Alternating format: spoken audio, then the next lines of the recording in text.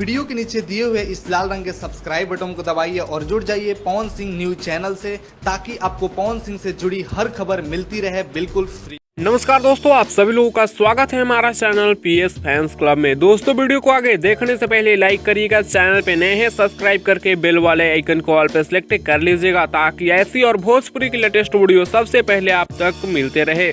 दोस्तों, बता दें कि पावर स्टार पवन सिंह जी का गाना आप लोगों को पता ही होगा कि यूट्यूब पे आते ही सभी चैनल वाले अपने अपने चैनल पे अपलोड कर देते हैं, भले ही वो चैनल उनका कंटेंट ना हो, जो भी अपने चैनल पर अपलोड कर देते हैं। जी हाँ दोस्तों, वही हुआ है हरी हरी ओढ़नी गाने के साथ। डीआरएस म्यूजिक से रिलीज किया गया है और इस गाने को बहुत सारे लोगों ने अपने अपने चैनल पर रिलीज किया गया।